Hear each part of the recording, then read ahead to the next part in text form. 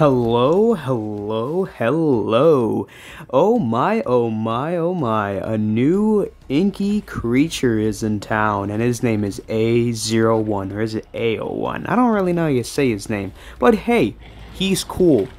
Gameplay-wise, I mean, not the best, obviously, but hey, I like him. He's fun. He's an inky creature, which means I'm gonna get him Diamond. And I'm gonna stand true to that one because I like ink-based characters. And hey, this guy's really cool. I was pretty excited for him. I've been playing him in the Recode too, and goddamn was he fun. But, I mean, I feel like he could have been a lot stronger on release. He was pretty good in Recode, but in, this version, the regular version of the game we have right now, I mean, he's okay. I don't think he's outlandishly strong. He has his moments, right? He is kind of map dependent, I want to say, but for the most part, he does pretty well. Of course, he does get screwed over on certain maps, like Camp Pineview, because of that one little fence area that you can just get looped around, but that's a universal struggle for like almost every monster, so it doesn't really matter. He actually performs pretty well on certain maps like Gilgamesh and Dungeons, so it's actually quite shocking.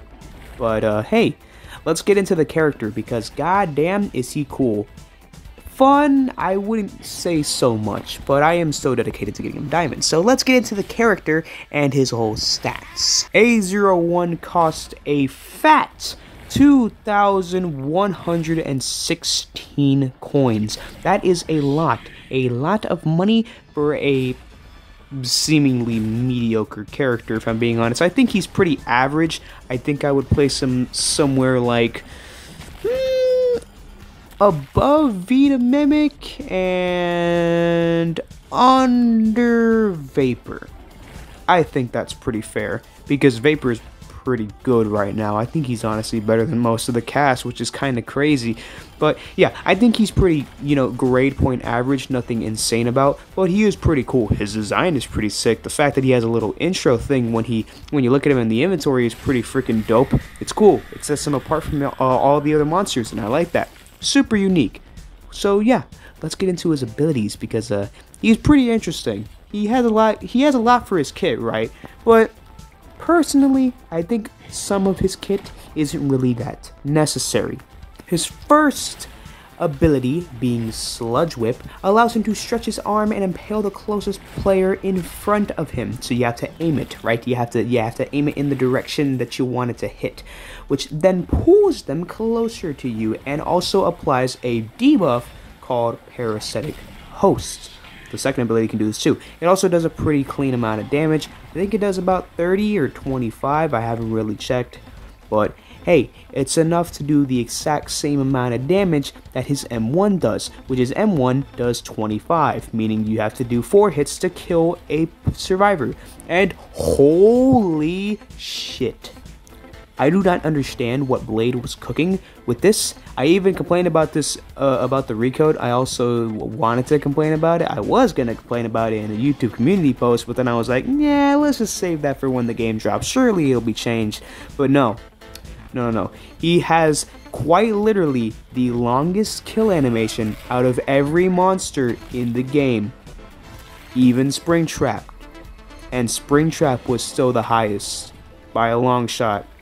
He has a 7-second kill animation. That is insane. I timed it myself. That is absurd amount. And even though he gets 20 seconds back when he gets a kill, or is it 18 seconds? I don't recall.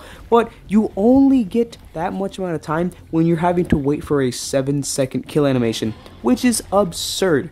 That is insane. And I think this is kind of one of the things that makes him lack so much as a monster, because you're waiting so long for you to finish your damn kill animation. It's crazy. But enough yapping about that. I think Sludge Whip is a pretty good ability. It's a standard ability, pretty good for, getting rid of people who are trying to use Sprint Burst, which also that got nerfed. So hey, Energy Burst isn't that strong anymore, which is great. So yeah, I'm happy about that. Illusion's Dance allows you to send an illusion in the direction of which you're facing. If you're getting lucky, you'll hit a survivor that the illusion's on the way to hit, which will not only apply the parasitic host, but this also shows pretty much where every survivor is on the map. So you can scout and, you know, get a good general understanding of where survivors are, so that way you can go and hunt them down. So yeah, pretty good. Also does about 15 damage, so hey, that's pretty decent. Nothing too insane, but it's good to lower the survivor down so that way you can get a few more licks.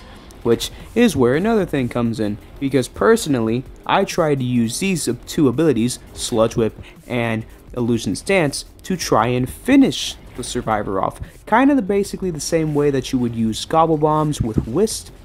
That's just basically to speed up the process. Just because obviously having to deal with a long kill animation is quite tedious and annoying. So if you can get 3 hits in with your M1, then finish them with Sludge Whip, hey, that's pretty good. It's obviously more preferred that you use Sludge Whip as a way to finish them, because Sludge Whip does the most damage between the two abilities, you know, Illusion's Dance, because Illusion's Dance only does 15, which means you're going to need to do another hit. And I'm pretty sure you don't want to waste time. So, yeah.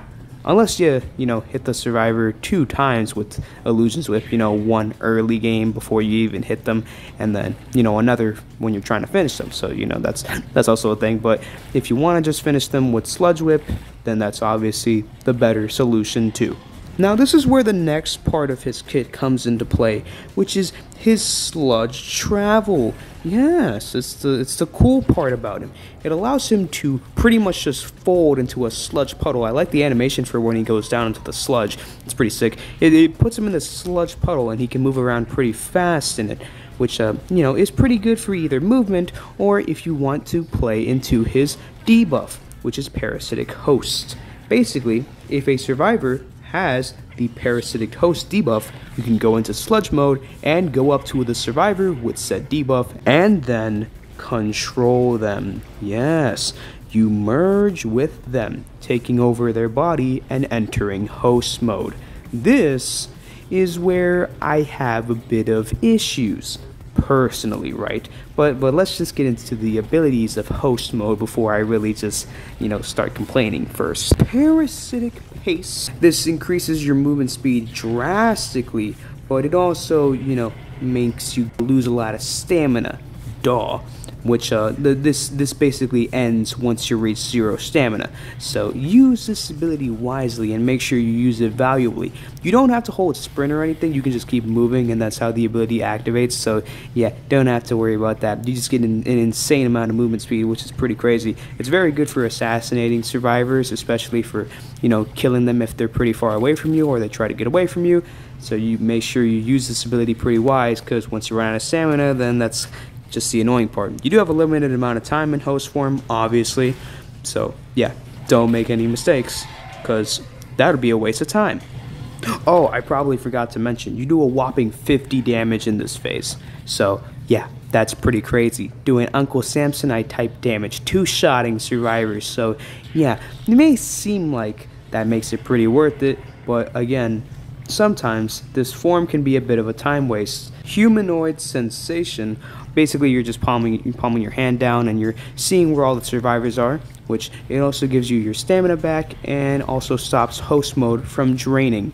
You can't get host bar back, it just keeps draining, so you have to make the most out of what you can whilst you're in this phase. And this is where part of the reason as to why I personally don't use host mode comes into play. He has a lot of long animations, a lot of them, from his kill animation to the animation that plays when he takes over somebody's body, to pretty much all of his animations are pretty long, and that draws out time, which makes things seemingly less valuable, especially his host mode. It seemingly doesn't have that much value because of the way it activates. It takes too much time, and more than likely, you're not going to get much value out of it, because host mode isn't something like a stamina bar. It doesn't like stop draining if you're not near a survivor. It drains no matter what, which is understandable because you're absorbing a survivor and you wouldn't want that survivor to just be in you the whole time, or I guess you wouldn't want to be taken over by the A01 the whole game, because that would be annoying. But I would only really see it as valuable if the animations of which you took over the body and remove the body from you weren't so long, because it draws out a lot of time, like I said, which can be really annoying. And again, more than likely, you don't get that much value out of it, especially with how most maps are being pretty long and quite annoying to traverse.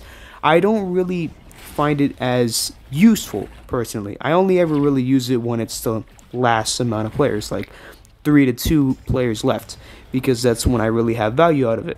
But of course, that's just how I personally play him, because his raw damage is pretty decent. He pretty much 4 hits, and you can finish with, Sludge Whip, so it's really not that bad.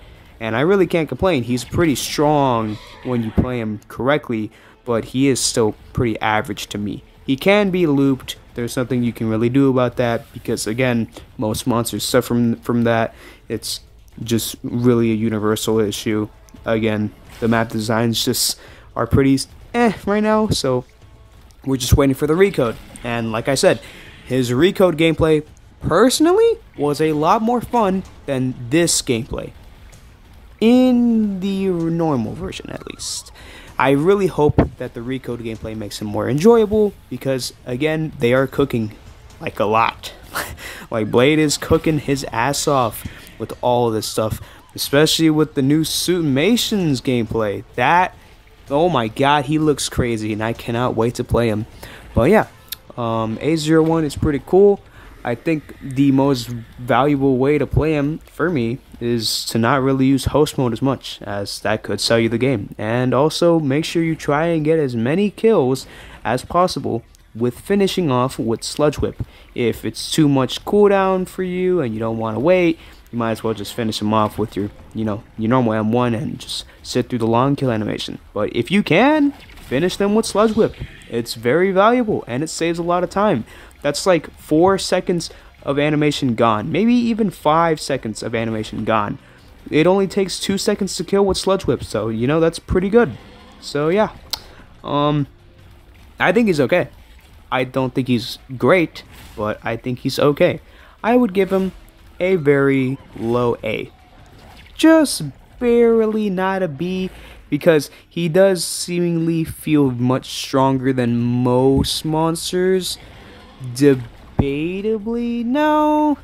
Actually, I'm gonna knock him down to a B, because again, I think he's average.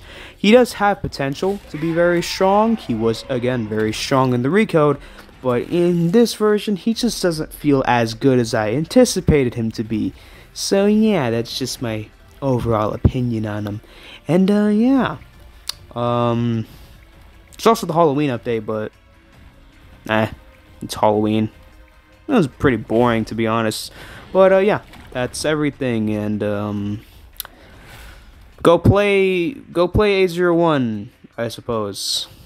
He's fun when you get the hang of him, at least. He's pretty frustrating at the beginning, but you get there. And yeah, that's all. Thanks for watching.